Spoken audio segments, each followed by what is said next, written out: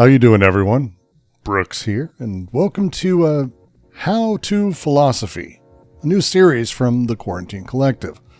Over the last few weeks, I've been doing some pretty harsh responses to lots of YouTube creators online who ostensibly claim to be there to teach you philosophy.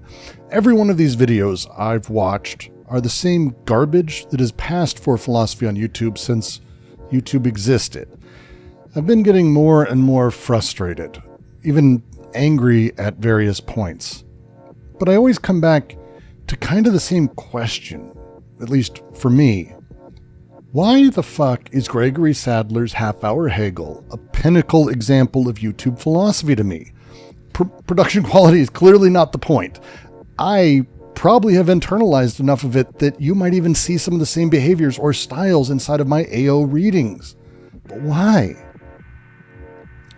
I think it's because I hate riddles. See, my oldest kid, he's at this age where he likes telling riddles that he hears. I went through this too. Every kid really does. You know, riddles like, forward I'm heavy, backwards I'm not, the answer being ton. What has a head, a tail, and no body at all, the answer being a coin. What does a turkey do when he flies upside down? He gobbles up. Lamest Batman villain fucking ever. These riddles aren't things one can think through and reason. But the answer retroactively makes us believe that maybe we could have. We were just clever enough. The problem a riddle solves works that way. See, it's different than other problems that we come across. Things like, I have 3 apples and 4 oranges. How many fruits do I have?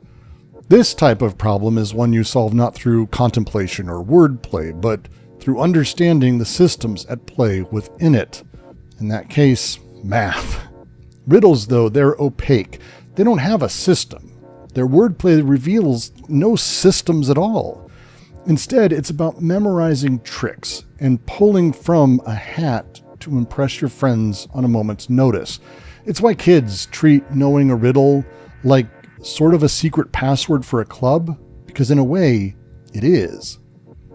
Philosophy on YouTube is generally treated just like riddles. They're words for people to memorize, answers to recall like a party trick.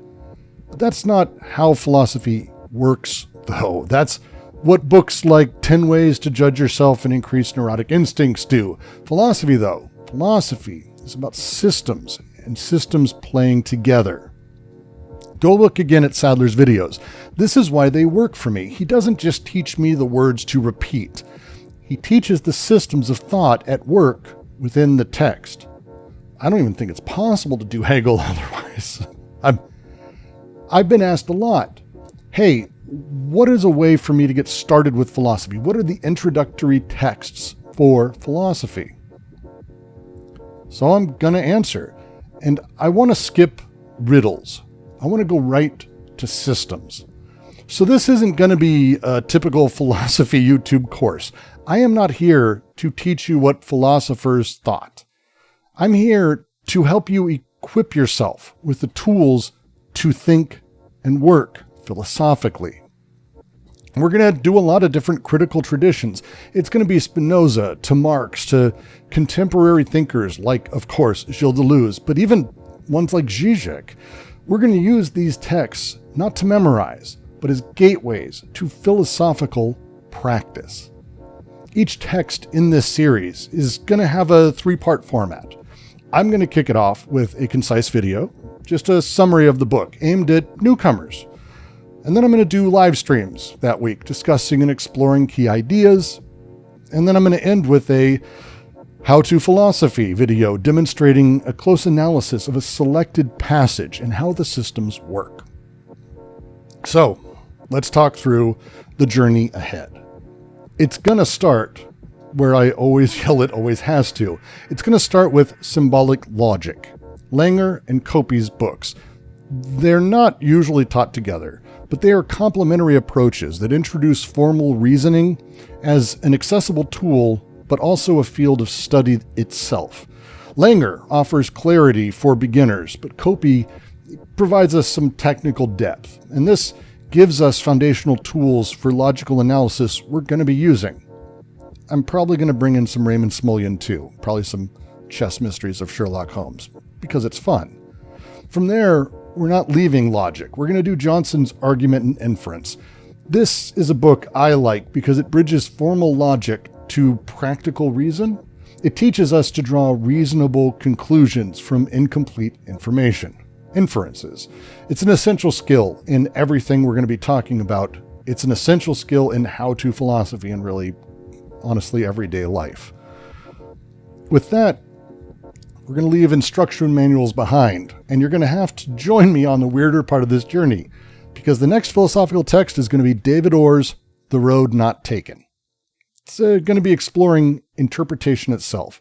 This cultural biography of Frost's famously misunderstood poem actually runs through and walks us through how close reading can reveal complexities that popular interpretations are going to miss, and it gives us an image of how to work with systems, not simply memorizing riddles.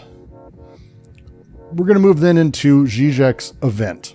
It's a philosophical concept about ruptures and how they transform frameworks of understanding.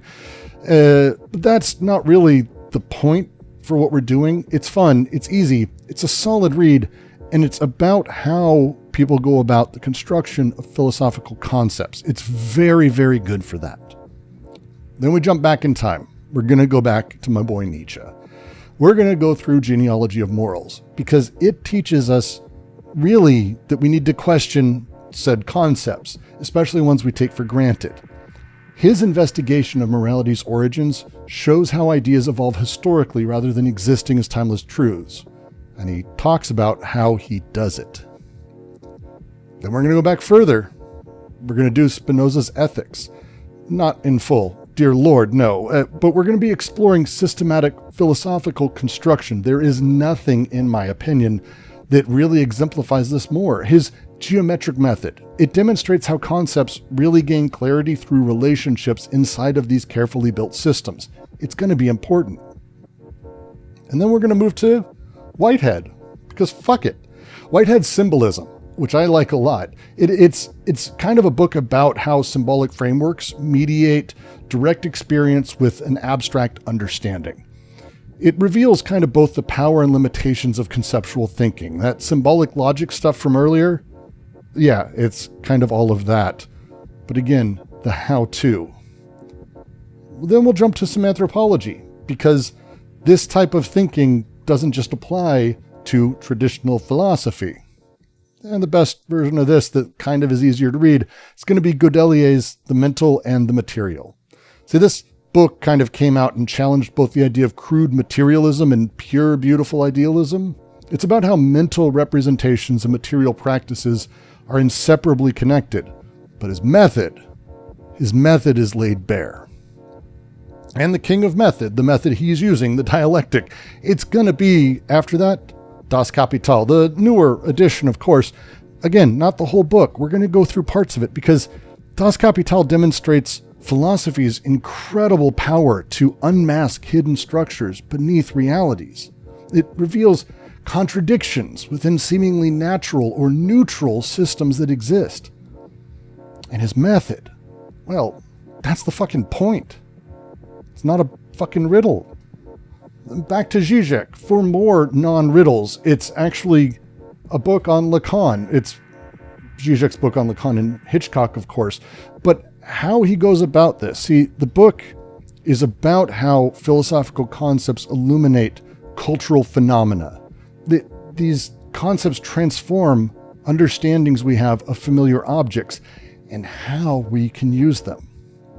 From there, I want to move into Jameson's postmodernism, because postmodernism as a concept is its own thing, but Jameson's book is about how we can connect aesthetic forms to economic structures, demonstrating ultimately that philosophy, in practice, contextualizes seemingly disparate cultural phenomena inside of broader systems at large.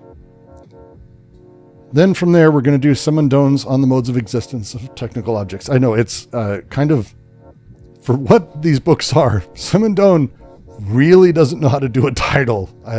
It's just my opinion. Just doesn't know how to do a title. It's a phenomenal book. And the way Simondon works for me and how I found him best, especially this book, is as we've moved from symbolic logic to symbolic understanding to going through how systemic logic works and the mathematics of things and et cetera, all the way through the dialectic. What Simondon does is he actually subverts a lot of that by using the very same rules. And this is the stuff we're going to see from here out in what I want to do. Because the way that modern critical thought works isn't just barefaced simple logic. It's not just barefaced systemic symbolic logic. It's using symbolic logic to upend itself, almost perverting itself in an extraordinary way. And Simondon, I think, is the first time I fully was able to grasp a lot of what Deleuze is doing. And yeah, we got Deleuze coming, so of course I'm doing Simondon. Mode of existence of technical objects is about how technophilia or technophobia is kind of bullshit overall, because we should look at technical objects themselves, like on their own terms. And it's about how we develop approaches to domains like this without treating them reductively. The book itself is great. His method, that's the important shit for this. Speaking of method, a book that I can never recommend enough, ultimately, is David Harvey's Abstract from the Concrete.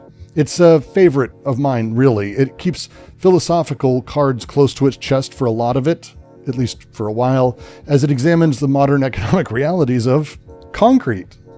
Concrete. It applies all these systems of thought I've talked about, including Simondon's, to things you see every day.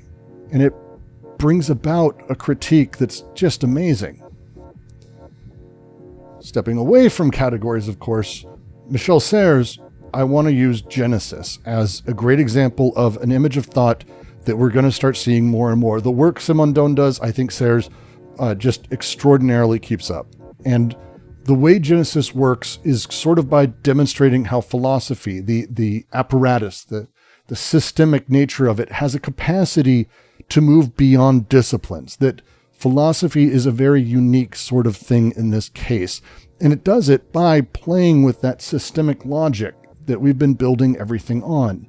Again, we're going to be working to undermine the very systems we're learning with the systems we're learning. And we're going to end with Deleuze, but not Deleuze directly. It's going to be through Parsa. It's going to be through McKinsey and Lapoujade. It's going to be about how philosophy creates concepts that transform understanding and challenge established paths of thought, and how the image of thought itself comes about, the logics of all of these things. This list isn't exhaustive. Other books might be added.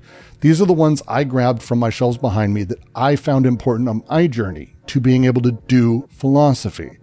And no doubt, a few people, the louder ones especially from the QC, are going to be offering a thought or two. No doubt a few of you will have opinions. Someone else might even take a week or two off my shoulders, with any luck. But I figured it's about time for philosophy to actually show up on YouTube. The series, it's not about mastering philosophical riddles so you can seem clever, to get laid, tell people that you've read a book they haven't. It's about developing a skill set to engage with complex ideas, to question assumptions, and think critically across disciplines. So whether you're a complete beginner or someone looking to deepen the practice of philosophy inside of your own world, I invite you to join us on this journey of learning not so much what to think, but how thought itself operates. We'll see you there.